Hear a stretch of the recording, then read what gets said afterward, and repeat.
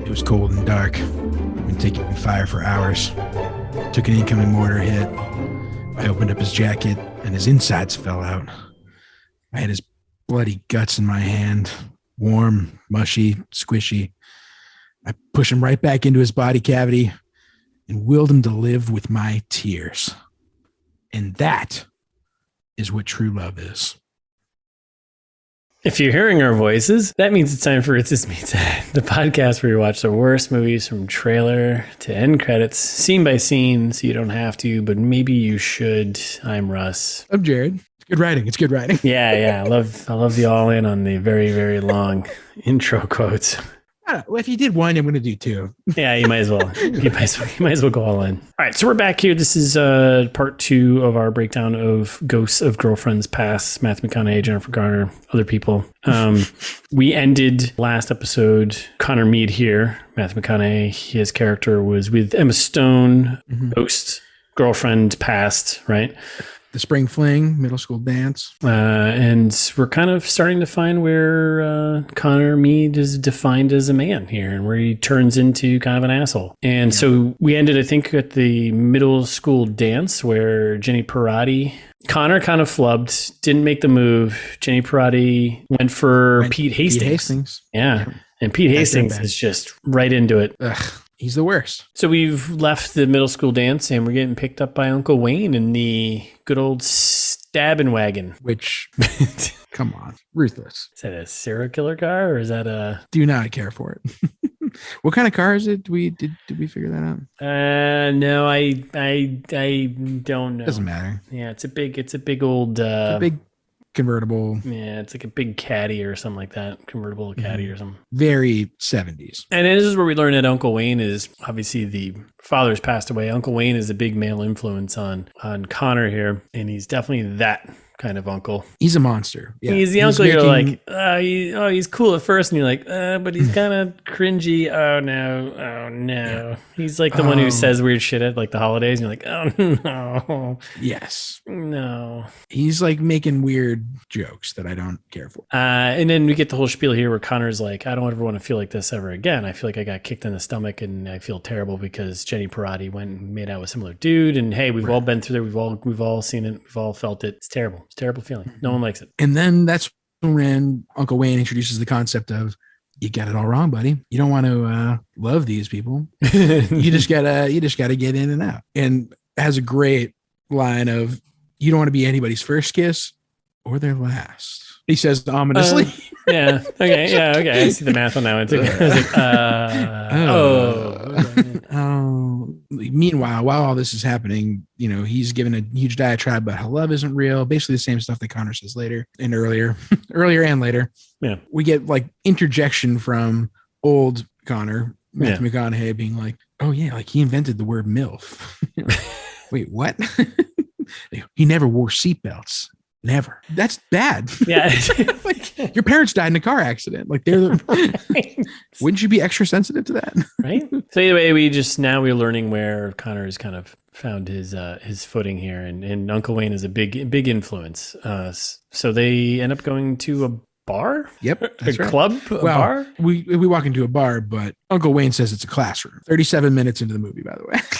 Really? That's it? Holy shit. But this is also a shorty, so we should remember it was only an hour and 40 minutes. So we're actually 37 minutes isn't that far. Accelerates drastically. It definitely does. So we're in this club bar place that Uncle Wayne has brought young Connor to. Where he orders 2 jacks up. Right. For I think Connor is 12, right? At most. He's middle school. So yeah 13 maybe at most. 13 max. Yeah. Right? Inappropriate. He immediately takes illegal. a sip. He takes a sip and immediately just spits it up, which is completely, that sounds about right. Cheers, Dutch. And then we got Uncle Wayne just give him a bunch of advice, which is not good. A lot of use of the word broads. Yep. A lot of girls love to laugh, and then you have sex with them in the Port Authority bathroom. Yeah. Feelings are killing his game. Emma Stone is saying what we're all thinking, that someone needs to call Child Protective Services. Yep. Yeah. It's a decline. But then we have older Connor sitting there being like, this guy, he's a genius. I miss him. I miss him, you know? And then that's when we get the old, basically the Uncle Wayne system, like the dentist system here. Two compliments above the neck, then you insult her and let her know you're here to play. And he's like, what? He's like, wait, but I don't think that'll work on Jenny. And he's like, it's not for Jenny. Of course not. You fool. Dummy. You dummy 12-year-old. He's like, the last thing you want is Jenny, because someday you fall in love and then you're spooning. You got to run away. Yeah. You don't want to get your heart crushed. Yeah. He's like, oh, okay. Fair enough. You see where it's all coming from. Uncle Wayne is really, he's the problem. He's very problematic, also dropping slurs left and right here. And yeah. I was not ready for it, actually. No, I wasn't ready for it, but for the character, you get the sense that he's just not, Yeah, but also don't put that in the movie. You didn't have to write that. Landing on thick that he's he's just, it's not that kind of movie. He's not that kind of, he's not a good character. So you reserve that for like an American History X kind of movie where you're like trying to make a point. This is a rom-com. Like leave it out of the rom-com. Yeah, right. It's 2009. Like you don't have the scene wouldn't have been worse without it. Yeah, it was already bad. Yeah, infuriating. And then we fast forward and we cut to Ricky's basement. Ricky, which apparently he hasn't seen Jenny in 2 years, which is confusing because why? So after the dance, like they kind of just separated a bit there, and for 2 years, and then Connor shows up and he's badass bad boy. He's all just coming down the stairs and he's like, got the new Poison album. And the rumors swirling of that he got homeschooled in Vegas or Bangkok. Of course, those are the same. Well, yeah. What is this, Hangover? He shows up in, he's badass, and he's taken, page right out of Uncle Wayne's book there of ignoring Jenny Parati. Doesn't even say hello. And I love Jenny's friends. He looks like Duran Duran, both of them. There's some good lines in this movie. There are, yeah. That wasn't bad. But then we find out this is Emma Stone's character here. Yes. Alison Vandermeersch. Was his first, little sexual encounter. They dated for 30 minutes, apparently. Making out pretty hard, and that's that. And then she, I don't know, like, again, Emma Stone, maybe the best performance in the movie. Yeah. And she's like talking about how having sex with Connor Mead is basically the Neil Armstrong of having sex with teenage boys. Nice. So then we fast forward to now adults, Connor Mead here, right? And we're some bar somewhere, and we know he's older, but not that old, because he's got long hair and he's right. Looks horrible, by the way. Yeah. He looks like his Dazed and Confused character, but worse, actually. Way worse. Well, because he was 20 years younger. Right. So he's sitting with a bunch of women, of course, in the bar, and he's being extremely pretentious photographer. And then he runs into Jenny. Jenny shows up at this bar randomly, and here we are. Jenny Parati. Jenny fucking Parati. Mm-hmm. And I gotta buy you a drink because of that time you blew me off for Pete Hastings. And she's like, you actually, I'll give her one thing. She keeps calling him on his shit every once in a while. And she's like, you actually choked and you didn't do, anything. So, yeah. And like, also, this is the not great writing of like, obviously he's in love and can't see it. That's the whole premise here. He's remembering all of these details. Yes. Like they do it again in 5 seconds about the dress, but like obviously they're meant to be. Yes, there's no doubt. And he goes on about how much money he makes, and they're now at the bar and they're chatting away. And $150K a year in 90s money is crushing. Great. Yeah. Especially for a photographer, like baffling. And and he's doing douchey things. He's speaking Spanish to the white bartender. Generally just being an asshole. Then he tries to say that he wants to have sex with her.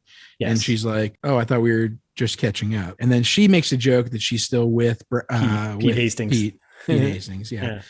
And then he talks about how much he remembers her pink dress. And you're like, come on. So then he asks for her number. She says no. He badgers her until she says yes. And then that's when you get the old. I guess we're gonna go for dinner. We got to button you up because you look like a gay pirate. There's a hardcore back and forth about. She's like, we're not just gonna go and have sex. You get dinner. Right. Dinner.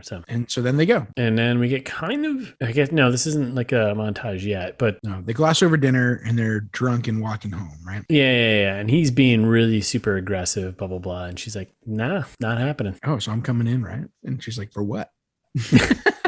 No, get the fuck out of here. Not happening, bro. Which also they're still driving the bed, older Connor and Emma Stone. Wow. And I don't know, man. I feel like at this point, it seems like it's a practical effect. And this looks super fun. Like it looks like they have like maybe a go-kart or something underneath the bed. Like it's like it looks awesome. Like a float in a parade or something. It's like yeah. I'm jealous. I want to know. Like Matthew McConaughey, let us know.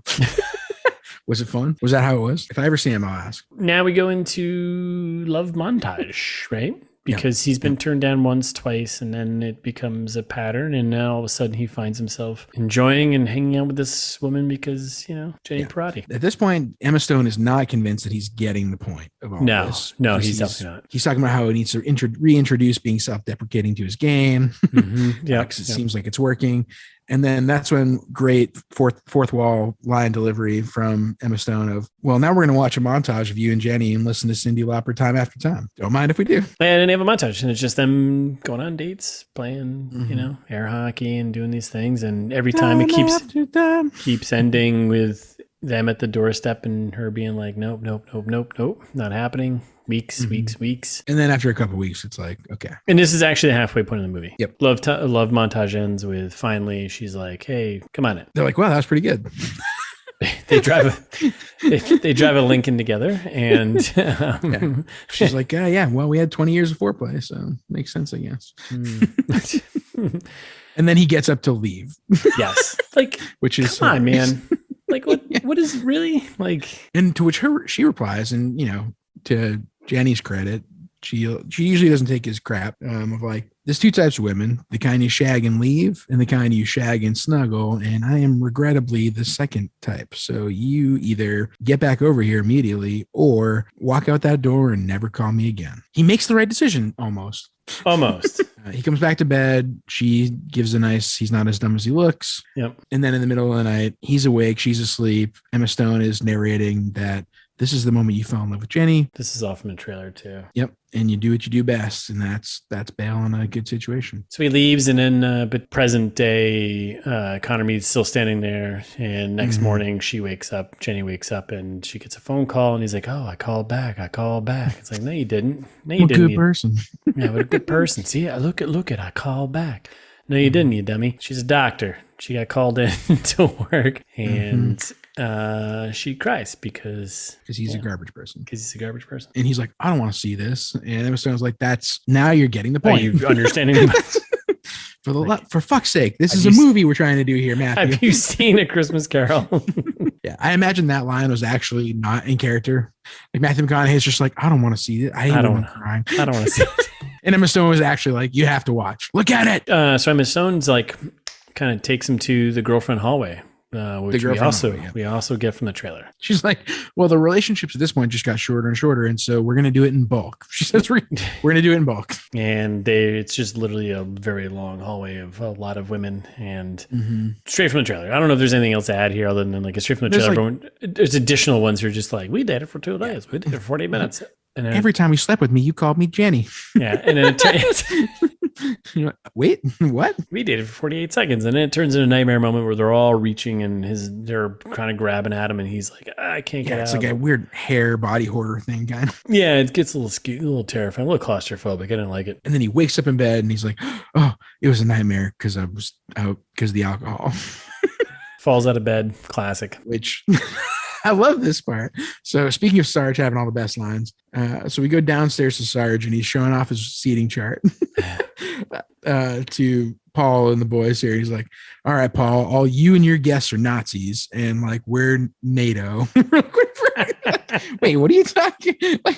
Like that didn't exist then. For like, what do you? And Paul's just like, thanks. I'll try not to read too much into that, sir.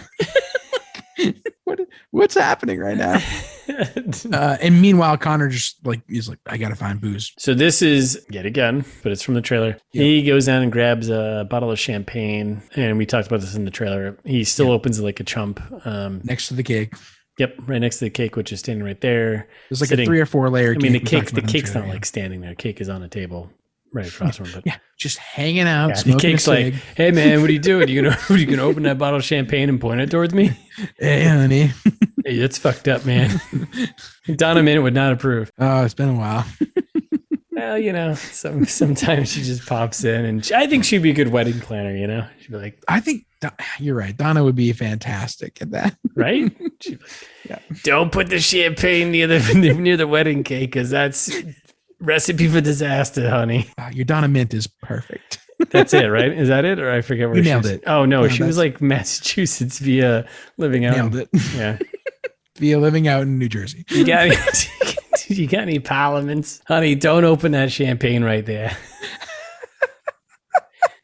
You see this 3-tier cake? You must hate cake. You hate cake, don't you?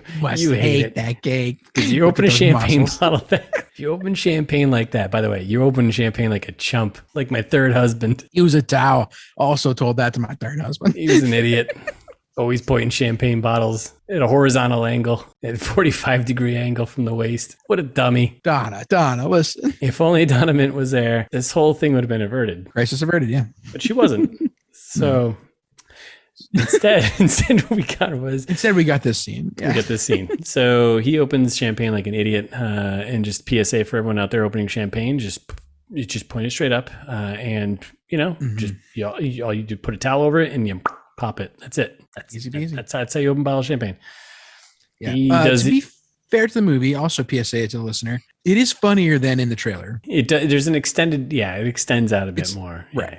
Yeah. It makes the setup worth it, kind of. And he also does say something that kind of gives me a little redemption a little bit. But so he opens the champagne. So he pops the champagne. The cork hits off the bottom of the 3-tier cake here, right? Well, from the trailer we saw this, but he goes in and he actually he holds on to the bottom tier. It's leaning on 2 struts there. He's hanging onto it, and then we're cutting back and forth between, I think, like the wedding dance party or whatever, and he's in the kitchen. He's doing this whole thing. It's a little hijinks. And he's trying to I don't know what his idea was. His idea was he wanted to get the champagne. I don't know what he's going to do with the champagne bottle, but he was trying to get the champagne bottle off the table, which literally was just would have fallen off the table. Drink it. His leg is extending, and if he kicks out, it's just going to break. What's he doing?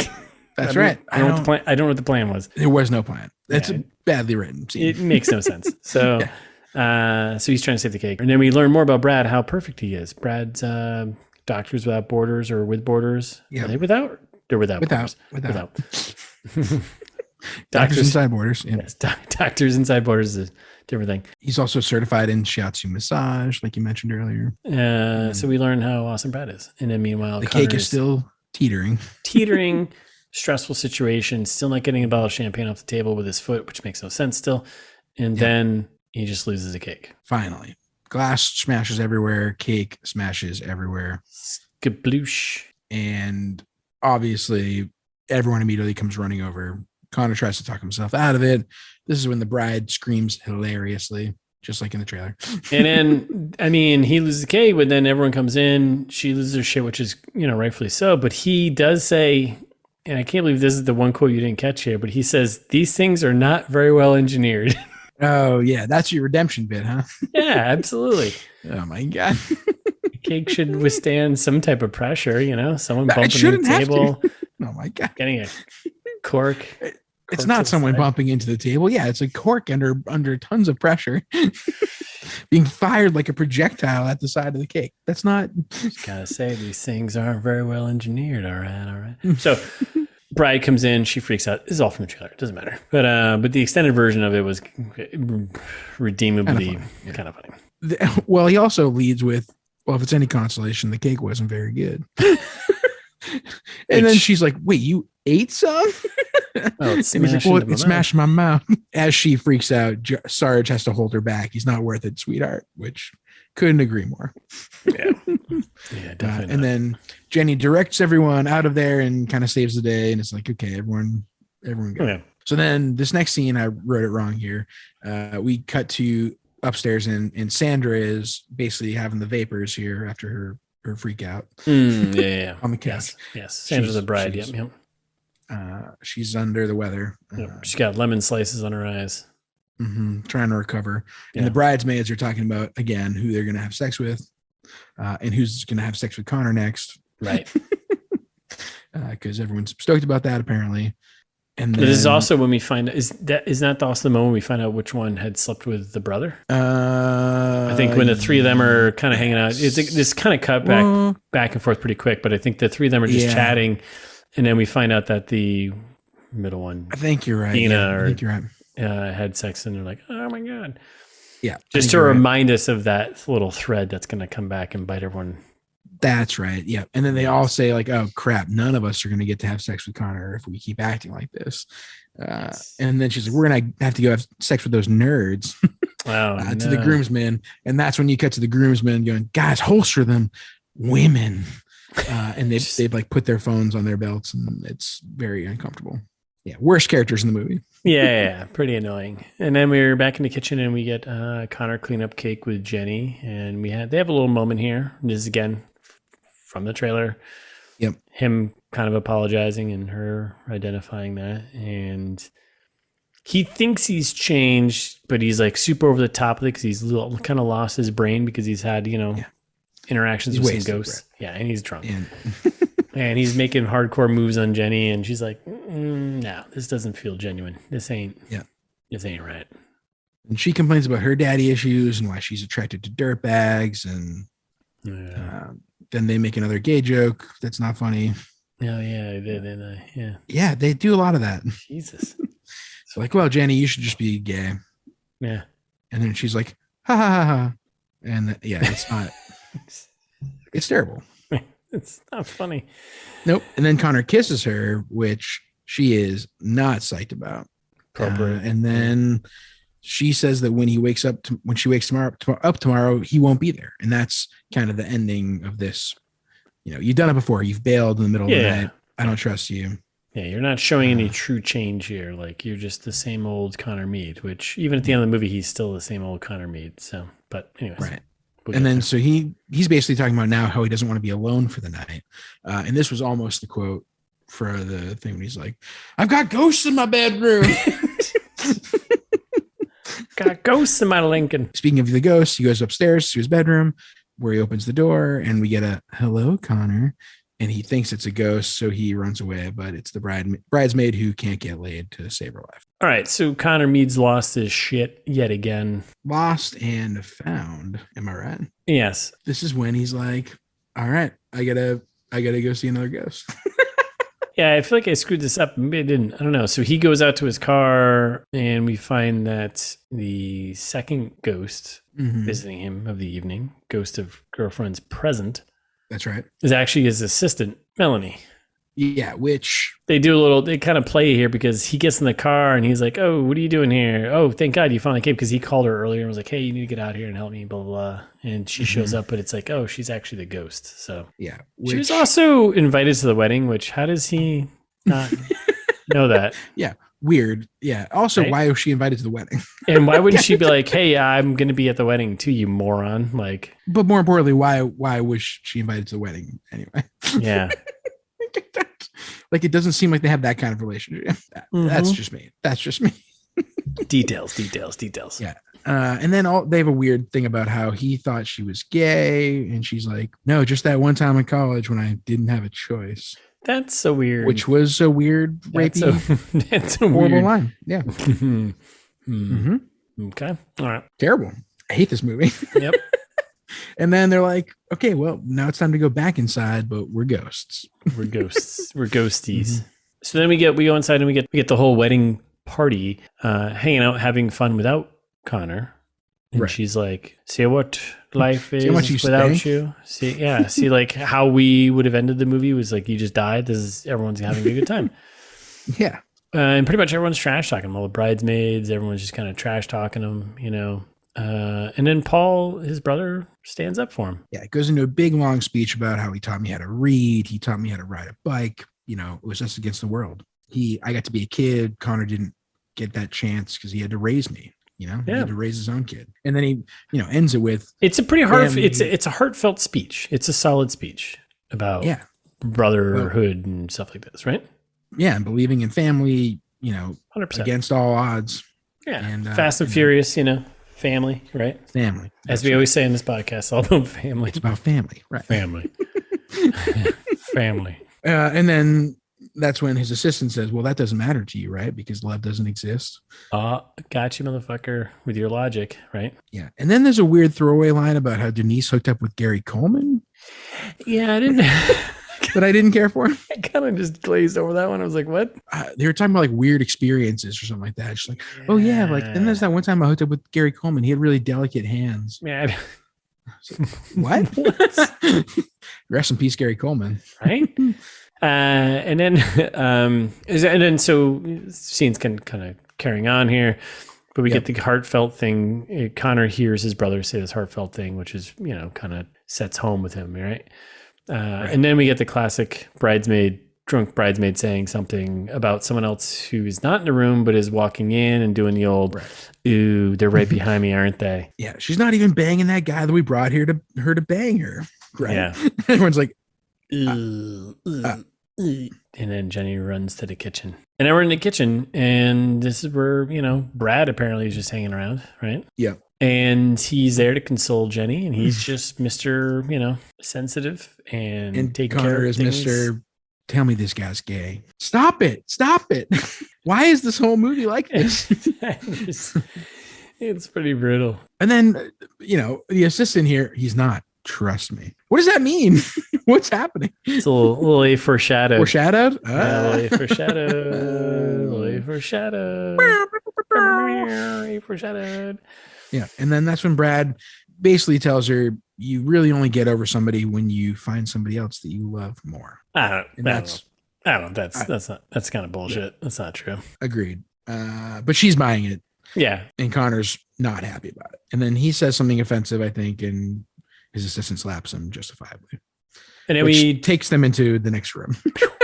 We jump to transitions. Yeah, we jump to the assistant's Melanie's apartment. Well, we don't know this at first, right? We just jump to an apartment, and there's three women from the conference call breakup earlier in the movie, all hanging out, and it's like, oh, they've all gotten together, and he's like, well, see, I did something, I brought them together, whatever. Lo and behold, coming out of the kitchen is Melanie, the assistant, who brought them together to hang out. Whoa! Big reveal. Big plot twist. And he's like, wait, what? Not all right. And she's like, just remember, ladies, when Connor wakes up tomorrow morning, he'll be all alone. Cheers. It's like, yeah, I'll drink to that. Yeah. Hell yeah. He's a monster. So then he heads outside and he gets out to the street, and this is where we see apparently I think this is where we see the bookstore in the back there, right? Mm-hmm. From Fast Facts. But then this is where he meets with Uncle Wayne. And Uncle Wayne pops out. Women love to be screwed. They just don't like to be screwed over. What a gem. Yeah. Okay, Uncle Wayne. All right. We're done with your advice. Yeah. There's a lot of like, don't con a con man. Then like this scene is real weird. Right? Yeah. Right. It's like, it's got increasingly weird. I'm like, why? What? Yeah. So it's raining. And Dutch here is like, let me under your umbrella, Uncle Wayne. And Uncle Wayne's like, no. These are all the lady tears that have been poured for you over your life. I was like, wait, that is first. Why would you say lady tears? What a weird thing to say. I didn't even think about that, but yes, lady tears is a weird. Sounds like a subtitle to like some crazy comic book or something. something. Yeah, lady or like tears. a Poison album. So yeah, lady tears, and then all of a sudden it starts snowing tissues. Yeah. And Uncle Wayne's like, and these are all the tissues that were used to wipe up all the tears. Like, what is happening? Yeah. And then he follows it up with, and these are all the chocolates. Ha ha. Just kidding. You've never sent chocolates to a woman. You're like, wait, what? Like, what's the bit that we're doing here? But guess what's coming next? I hate this part. It's so gross. I guess I'll say it. And then here are all the condoms that were used. And the condoms, spoiler alert, are like hail, because that is what that is how physics would work, I think, in this situation. And Yeah. he might die. Yeah. Yeah. Because like rain versus tissues versus then, Right. it's all objects. And as we know, gravity's a bitch, right? What a bitch. See, you're doing it. It's called a callback, baby. Yes. Love that. Callback. Listeners will know. Long-time listeners will know. At least from a couple weeks ago. Just go listen to Green Lantern Part 1 and 2. You'll get it. And he's scrambling to get inside of a car, and he does. And then they're crashing down, and all of a sudden he just snaps back in the mansion. Reality. Oh, there goes gravity. He's back at the mansion, and now he's kind of had a revelatory moment. And meanwhile, Sandra is screaming. Yeah. Like he's like, you guys, I've changed. Everyone. I've changed. I swear. Everyone's like, I'm going to be the governor of Texas. No one fucking cares. And he busts into the main room, and we get the whole, everyone's in kind of going freaking out. And it's because the cat is out of the bag. And the thing that was set up earlier about Paul sleeping with one of the bridesmaids has come up. Cheateroni and cheese over here. Connor's like, he said he's sorry, case closed. Yeah. And he's trying to like, and there's a moment of like, well, his logic is not wrong, but then all of a sudden it becomes really wrong. And then Jenny jumps in and she's like, no. And then all of a sudden it becomes more about them arguing about their situation. And it doesn't really go all that well. And this is bottom of the barrel. We're headed for it. He talks about some kind of estrogen lynch mob at one point. Oh yeah. Because well, he was like, hey, well, he's like, well, you're angry at my brother, but why are you angry at your friend who bridesmaids, right? Yeah. Right. Or the one that, It's a whole thing. It's it's not good. And then this is when Connor gets disinvited from the wedding. Paul gets upset now. So Sandra's upset. She runs away. Paul follows her and says, look, no one wants you here. You've done nothing but make the weekend worse for everyone. I've been telling myself that you're redeemable. You're a redeemable character for years, but you're not. Like, you should go. Yeah. It's pretty sad. There were a couple times in this movie where I was like, knock off Owen Wilson here, pulling on my heartstrings. Yeah. Breckin Meyer. Yeah. Big speech. He's got some more stuff going on later, but yeah. So he's like, go home. Yeah. And then we get Connor pretty much running outside, yelling at the mansion, at the statue outside, probably drunk, I think. I know I've got one more ghost on my contract. Where is she? Show yourself. Show yourself. I was looking forward to seeing my future girlfriends the whole time. That's what I wanted. That's what I wanted. And then we get, and she shows up, and it's some woman in a white dress just floats down. Very dramatic, just like A Christmas Carol. Yeah. You can't. There's no right. They don't speak. The one in the future never speaks. Right. They just kind of show you what's going to happen. Like, here's your doom. Yep. And she shows up, and she's just like leads him on a path. She's like, follow me. That's right. So he does, and he follows in the woods, which makes no sense. I would be like, nah, I'm good.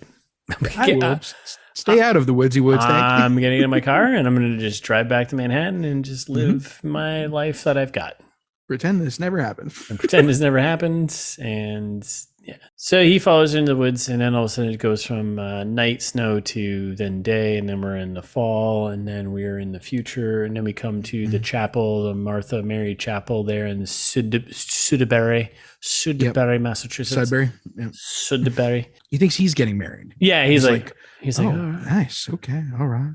I don't see a Lincoln, but all right. Yeah. This may be all right. That's right. This is the third all right that we get in the movie. I think we got 3 all rights. Yeah, but they're like broken apart. He's like, all right. Right. Yeah. All right. This may be all right. And then he goes in. He's like, all right.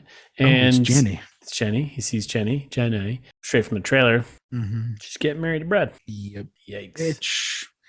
He then objects and does a whole big like incel kind of thing where he's like, it was always supposed to be me. If I can't have you, no one can. Like dives on her. Yeah, it's a whole thing. But he's a ghost, so it doesn't matter. But it's just showing that he's changing, and he's like, and Jenny seems actually happy for a change, which is good to see. Yeah, I am too.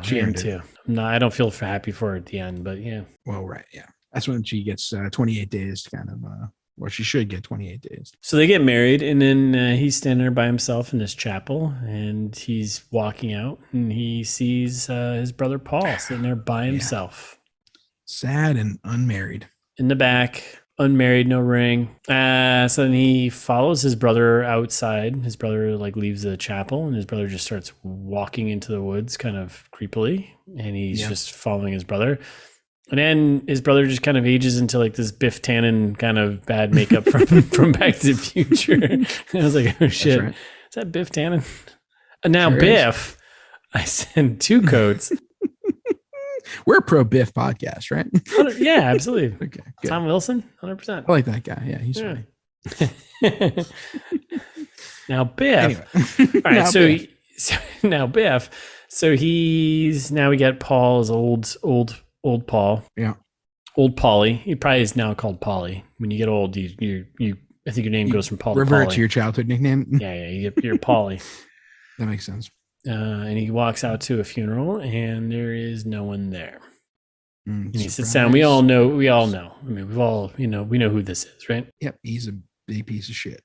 Connor's funeral. And he's like, come on, man. No one showed up. Uncle Wayne shows up and he's like, sorry, kid. Way she goes, Dutch. That's how it goes. Just how it goes. And then he just pushes him into the coffin. And, this is all straight from the old tale. Well, before that, that's when. Oh, is there more? Yeah, just a little bit. When you say, I'm like, look, can't soften it for you. No one is going to miss you. Oh, yeah. I guess which is worthless. Yeah, it's pretty important. Yeah. And that's when Paul then says a few words about the deceased here. Yep. Connor Meade was a lot of things to a lot of people. Not always good things, but to me, he was a great brother. Guess it's just me against the world now. That's when. Oh, come on. Paul crushing all the speeches. Yeah. Yeah. And that's when he gets pushed into the grave. Yeah. Maybe knockoff Owen Wilson did the best performance. I don't know. He had all the good speeches and he was very heartfelt. So. And then speaking of good Michael Douglas lines, you made your bed. Now you got to bang whatever crawls into it. Also, almost the quote for the beginning. There were so many good ones. Okay. I can see where these guys maybe fine tune themselves into the Hangover, but. Yes, exactly. All right. So then he's dropped inside the coffin and he's like, all right, let's lock him in or whatever. And they're all starting to throw dirt on him. He's freaking out again. You freak out, and you snap back to where you are. So he wakes up and he's back. He's back at the old, back at the mansion. He's in his bed, right? The MW bed. Mm-hmm. All fired up. He's a different person now, right? Just like Christmas Carol. And straight bust open the window. Hey, you there, young man, child. Is it Christmas? What day is it? Is it Christmas? It's Saturday, you moron. Yeah, no, you idiot. Saturday. All right, that's pretty good. Like, that's wedding day. I gotta go find Paulie. And he's all fired up. He's running down the stairs, and he's just like, finds Paul, and he's like, "Hey, man." And Paul's like, "Yeah. Wedding's off, bro." Like, yeah. Remember that time you ruined my life? Yeah. Like 12 hours ago. Yeah. And then we get the greatest. I was kind of excited. He's like, well, where'd they all go? And he's like, oh, the Sarge and bridesmaids, and of course Jenny, because why are they all traveling together? But sure, they're on their way to the airport. Yes. Yep. Exactly. Fucking wouldn't be a rom-com without it. Wouldn't be a rom-com without an airport ending. I got so excited. I was like, they're actually not going to make it to an airport though, but an airport was mentioned and they're heading towards it. So we'll take it. So he's like, fuck that. We gotta break this up. And he steals the old stabbing wagon, which he walks outside and he's like, all the cars are covered in snow. There's nothing we can do about snow. God. It's so frustrating. In a timely fashion, there's nothing you do about it. You can't shovel out a car and, try to catch up to them, right? Sure. Right. Cars can't drive without shoveling. Everyone knows. Everyone knows this. So then he steals a stabbing wagon, where was the stabbing wagon stored? It's like in like the living room. House. He drives out the window. Yeah. Like a savage. It's again, straight from the trailer.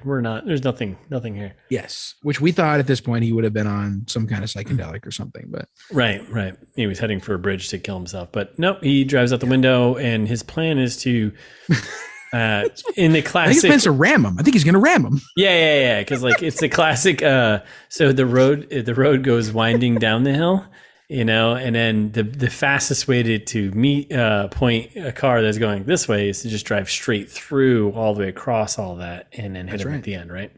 Yep, that's right. Through the New England forest. Yes. That you can definitely drive through. You can, there's no doubt. Famously spread out forests. Spread out forests. No big trees in the way. No little trees in the way. No, fuck it. So he just barrels down.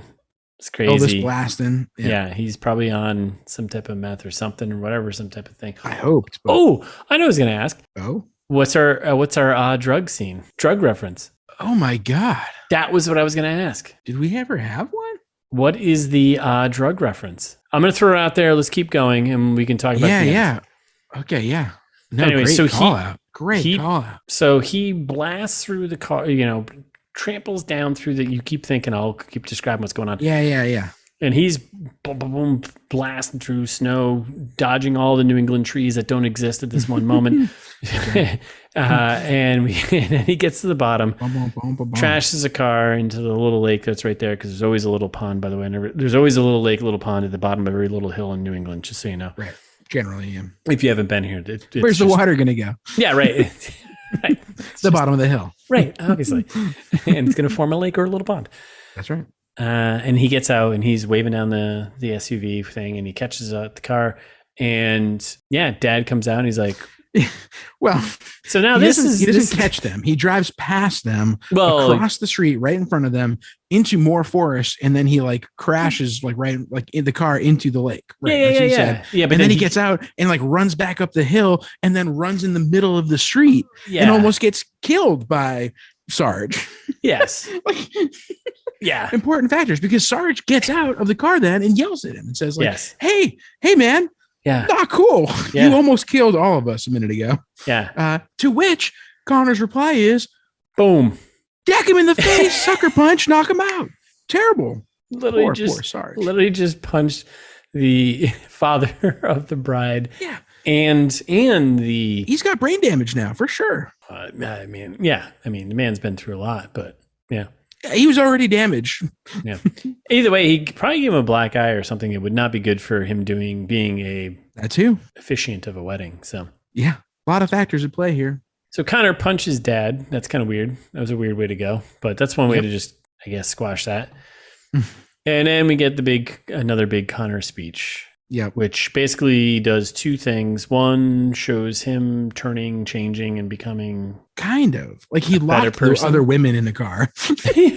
After he knocked out the dad. He's a bad person still. Sandra gets out and they're having a one-on-one conversation, and Jenny and the bridesmaids are all still inside the SUV there, and he's giving a big speech. Jenny can hear it. They can all hear it. They got the window down, and it's a big speech, big character changing speech, because he apologizes for all the bad things he did. But at the end of the day, Paul cheated. You got to get over it, and it was with some slutty friend of yours anyway, so it's kind of your fault. That's what I mean. He's still a dirtbag in this speech. Yeah. And he's like, I let Jenny get away because I didn't want to lose her. I was afraid of losing my love and being alone and blah, blah, blah. And then, he explains how he's a lonely ghost of himself, and that the only pain that she's ever going to feel in her life isn't as bad as the regret she'd feel from running away from love in this case. And then Sandra's like, well, I guess when you bully me like that and lock my friends in the car and knock out my dad, I guess I have to agree to marry your brother. This is you're. And we never addressed that Sarge has more brain damage now, because that's a movie trope, but that doesn't work that way in real life. If you punch someone that hard where you knock them out, there's damage. Yeah, that's concussion. That's concussion. At least. Yeah. Not great, Bob. No, not great, Bob, at all. I'd be more concerned about the immediate impact of broken nose and or swelling around the eyes as someone who's going to be in all the photos, which this guy's about to take. Of course, you'd be more worried about the photos, Russ. Right? CT. So vain. All right. So then wedding's back on. Yeah. We're back at the manor and we're like, okay, well, he's like, you know what, guys? I will take the pictures. Because you know what? Because I am a photographer. It's literally the least I could do. Yeah. He's got his nice, how do you pronounce it? Was it Nikon? Yeah, Nikon, yeah. right? Yeah. Nice little Nikon ad camera. So he's all also in. everything else with the wedding, given all of the changes and everything else, nothing fell through except the photographer. He's like, oh, wait a second, I can help with that. I can do that. But he's all in though. He's all in. Yes. He's now big wedding guy. He's big in love guy. Oh yeah. That, you know. Yeah. Almost misses the picture of them kissing as they get married because he's taking pictures of Jenny. Yep. Kind of. She yells at him about yelling at him. Kind of. Yep. But it's like a cute little like, oh, this is the happening thing. Yeah. So he's photos. Then after the wedding reception, he's taking photos of the kids. He's all in, right? He's ready to settle down. Loves taking pictures of kids too much, I think. Well, he did it when he was a kid. So then we're at the wedding reception, and we get Sarge giving the big, awesome Sarge speech, which you said earlier. But I put his guts back into his body, willed him to live with my tears. That's love. Ooh-ah. And then Connor gives his best man toast there. Yeah. And pretty much him, from a film perspective, confirming he's learned his lesson. And in which he says, happiness comes from caring more about other people rather than caring less about other people. Which... Wait, what? What did you say? That's a line in the movie. Wait, say that again. He's like, I think I realized happiness is caring more about caring about people rather than caring less about people. That is what? And you're like, wait, what? Yeah, it's dumb. It's very frustrating. And Sandra was like, oh. And Paul was like, oh. And then he, finishes his speech up with saying how much Paul loves everyone. And that, Connor has, I want to be more like you, Paul. I want you to be proud of me again. And mom and dad would have loved you, Sandy. And then he cries a little bit. Everybody claps. Redemption. Yay. Changed character. Mm-hmm. And then it's what an arc. What an arc. Yeah, what an arc. Reception time. Let's do some dancing. We're just doing some dancing. We get the monster cake comes out. Now no longer 3 tiers, but just a kind of like a 3-tier monster cake. It's all just mushed together. Jenny, not good at fixing it. Yeah. No. And then, we get a bridesmaid. He's still doing photos. He's all in there, right? He's all about the wedding thing now. Yeah. We get the bridesmaids. Did you notice that it was the model singer from earlier? I did, but I singer at the wedding. I did not. Frustrating. Doesn't make any sense. No, it makes no sense. The bridesmaids try to ambush him, looking for some sexy time. He's like, "You have a responsibility to fuck all of us." And he's like, "What?" Like now the movie's making them seem like I fucking hate this. Excuse me, ladies. Gravity is love, as I'll find out 10 years from now. So he's going on taking photos, blah blah. He turns down the bridesmaids, and then outside. Yeah, he's outside, and here we are. The swings that we saw at the beginning coming full circle. He sneaks up from behind, ambushes her. Gotcha, fucker. Gotcha, good fucker. Gotcha, good fucker. Photos. He's like a paparazzi. No, that's not what happened. So yeah, they have the swing moment. The swings we saw in the beginning, swings you saw in the trailer. They're swingers, yeah. And they swing together, and they hang out. Jenny's like, what happened to you? Like, you were awful yesterday, and then now you're good. Yeah, 24 hours. Yeah, This movie stinks. 24 hours? Oh, you seem like such a better person now. I don't know, really, but I can see clearly now. Anyone in real life would just be like, you're a psychopath. Yesterday, you lost your mind. You thought ghosts were in your bed. You ruined the wedding. Today, you yelled at people. You also stole a car, drove it out a window. And knocked out the dad. You punched the father still, but then somehow still reclaimed everyone and got everyone back into having a wedding. You're messed up and this entire family is fucked. I'm not related. I'm going to walk away with Brad. I guess we did it. She's like, what did we do? Is this when he pulls out the Polaroid picture? Yeah. So she's like, I wish I could believe you that you would be there in the morning because he's like, I need you. I'm promising everything to you. And then she's like, I need proof.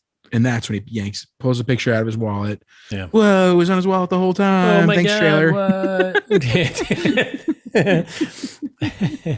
And he's like, this time though, seriously, give me one more chance. I'll even do spooning. And she's like, would you do massages with clothes on? And he's like, Wait, no. Come on now. I do anything for love, but I won't do that. Aw. Rest in peace. Big fans. And then they dance because the song that kicked on that was playing when they were in middle school dance, I think, right? REO Speedwagon. For you. Yeah. Can't go wrong there. Compete with Pete Hastings this time, apparently. He's And- still obsessed with that. Yep. So they dance outside, and we got a little happy moment. And then he glances inside, and he sees Uncle Wayne, who's not alive, but In the window, the ghost of Uncle Wayne. And then this is where this movie returns back to its really awkward. I mean, Uncle Wayne is like, the point is to make him seem like a scumbag, right? Like that's the point. Yeah, but he Sparkle disappears away first in the window. He does. Yeah. But then we cut back inside, right? We're back inside. And then it's Uncle Wayne makes a move basically on all the ghosts. Yeah. First starting with Future Ghost. And she's just like, I think she just tosses like something in his face. Is that him? Was that her? Or she just disappears? I think calls like a demon or something too. Like she's like sinister. She's doing a good job. She's the future, right? And then she runs away. Yeah. She just disappears, right? He's like, all right, whatever. And then we go on to Ghost of Present, right? Melanie. Yeah. And she's like, you idiot. I'm actually at this wedding right now. And she disappears. I'm over there. Yeah, I'm over there. She disappears. And she pops up, and then this is where we get Brad closure. So Brad's got someone. Brad sees her and is like, oh, fuck Brad. Ugh, I'm a doctor without borders, and I know massaging things. Yeah, I have no borders. Yeah, I have no borders. And then we go back to Wayne, and then Wayne moves on to gross. To the high school girl, right? To the cringiest way to end a movie. It's like, hey, I love scrunchies. And she goes, gross, I'm 16. And he goes, we're ghosts, baby. We're ageless. And that's how they end it. That's the last line of the movie. That's the official last line of the movie. We're ghosts, baby. That was also almost the quote. we're ghosts, we're baby. Ageless. We're ghosts, baby. We're ageless. What a fucking terrible movie. All right, so then that's the end. That's the end of the movie. And but then we get credit scenes. Yeah. So then we get credits. Or credits are rolling, but then we get the old side scene with credits going. And I was like, oh, this is gonna be interesting. What's this gonna be? I thought it was gonna be all like outtakes and stuff. No, it's actual like. It's continuing the movie. It's still a movie going on. Mm-hmm. So the first one we get is all the bridesmaids and like the groomsmen kind of like hang out, kind of like they're getting preyed on. The groomsmen are getting preyed on. Yeah. And then at the end of it, the one groomsman's like, "You look like my sister," which it's so frustrating. And then we get the Sarge and the wife dance. Yeah, the mom cuts it. She mind if I cut in? They have a little dance. It's very redeeming. They compliment each other for how they raised their daughter. Yeah. Apparently his name is Mervis, and that's why he's upset. And he looked at some other kid and was just like, you tell anyone, I'll kill you. And then we get the bouquet tossing. So another one. The A foreshadowed. Here it comes back. It's a weird scene. It's a real weird scene. I was so confused. It goes slow-mo. So she goes to toss a bouquet, right? Off the stairs. Yeah. And we get all the characters there sitting there, and she tosses the bouquet and it goes up in the air, slow-mo, and then an arrow pierces the bouquet and pinches. Right? First everyone gasps and goes, Keiko. Literally every person in the room is like, Keiko. Oh, I didn't hear that. Oh no, yeah, I thought the arrow hit it first and then they said that. No, everyone's like, Keiko. And then like out of nowhere, the bouquet just like shoots through the and then she just shows up in a corner, and then it cuts to one of the groomsmen being like, and then he says like, Keiko. Yes. That's when he just goes, yes. And that's the end of the movie. Yeah. It's everyone in the room that says Keiko. Like that's what I was like, oh, she must have been invited to the wedding, apparently. Like why? I don't know. Maybe she came with the singer. I don't know. They're a package deal, I guess. That feels they became fast friends after. That feels like at the end, it's like, it'd be really funny if we just. Yeah, it'd be funny if we brought the dinosaurs back again for another movie. I'm thinking like 2 or 3 more. Five more. Let's do 5 more. Are they still on the same island? Yeah, it doesn't matter. No. It doesn't matter. They're everywhere now. Yeah, they're everywhere. It doesn't matter. New York. Don't think about it. Don't worry about it. Just name a place. That's where the dinosaurs are. They're everywhere. Yeah. Nerd. It's the worst. It's just the worst. Holy fucking shit. And that's the actual end of the movie. Finally. That's it. It's over. But like, can you believe that? We're a ghost baby. We're ageless. After he hits on a 16-year-old. Oh my God. That's the ending line of the actual, like, the content of the movie. Oh God. 2009 or 2004. 2009. Or I mean, what? That wasn't that long ago. I'm rattled. I mean, doesn't really matter what year it is. It's still not good. No. Yeah. How far we've come as a society in 1994. Still not good. 2001. Still not good. Always bad, but always bad if you're like, oh, well, it was 1952. You're like, well, okay. In the context of the time, sure. Bad, but objectively bad. However, yeah. In this case, you can't do that because it was like 10 years ago. Oh my God. Jesus Christ. All right. So I've given you some time. Let's cut back to this. Did you figure out where the A drug reference was? The only thing I can think of is, were they smoking pot in that scene with Matthew McConaughey with long hair? That's what I was thinking. In like the lounge there. Yeah. It's the only thing I can think of, but there was no direct call. Or the high school party. Yeah. In the basement. Yeah. I was thinking either basement or long hair at the bar, but like the bar thing would have been too much. I think it was either the basement. I didn't catch it. But it wasn't like obvious unless there were some kids like, you know. But otherwise, like, yeah, like what else could it have been? A drug reference, yeah. Was there can even a comment about it? Wasn't there someone talking about doing lines? No, you're exactly right. It was Uncle Wayne in the bathroom saying pile of cocaine the size of a toaster. Yes. That's exactly what it was. That's it. I bet that's what it was. That would be your A drug reference. Pile of cocaine the size of a toaster. I mean, it is a drug reference, so nailed it. I'm glad we figured it out. Yeah, it was going to drive me nuts. I hate this movie. Yeah.